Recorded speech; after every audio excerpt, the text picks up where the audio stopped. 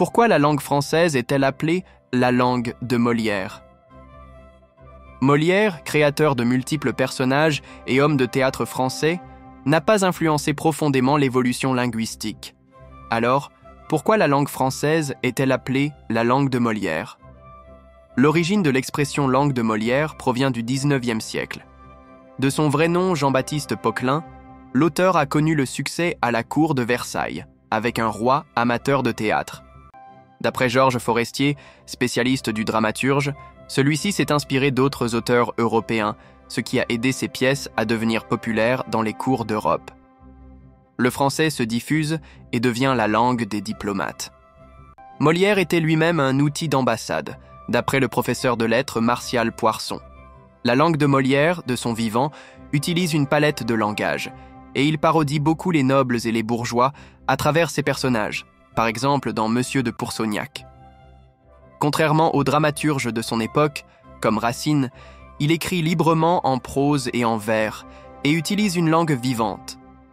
La langue de Molière n'est pas une langue classique, style accessible, expression familière, jeu de mots, nombreuses inventions.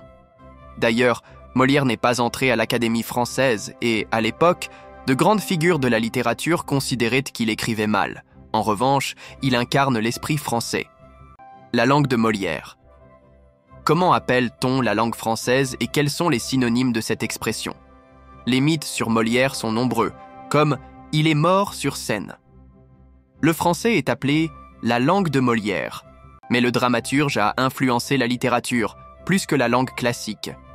Ces pièces sont encore jouées partout dans le monde.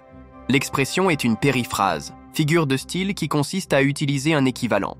Justement, la langue française adore les périphrases. On dit aussi langue de Cervantes ou langue de Goethe. Molière n'a pas inventé la langue française, mais on dit parler la langue de Molière au lieu de parler français. Ce bricoleur de génie, d'après Martial Poirson, n'a pas contribué linguistiquement au français, comme Shakespeare a modifié la langue anglaise. Le dramaturge s'est même moqué de la langue française, notamment dans sa pièce à succès, Les femmes savantes. Exemple, quand dit-on que l'on parle la langue de Molière? Les gardiens de la langue française n'appréciaient pas la langue de Molière et de nos jours, on la comprendrait mal. À titre d'exemple, dans ses comédies, Molière faisait parler ses personnages avec des accents. Il écrivait la prononciation telle quelle, pour refléter la réalité de la langue. Il jouait avec une grammaire incorrecte pour la satire. Pour le comique verbal, il faisait volontairement des fautes. Autres exemples, les calembours et le pédantisme. La grande invention de Molière est ce réalisme qui reflète les couches de la société.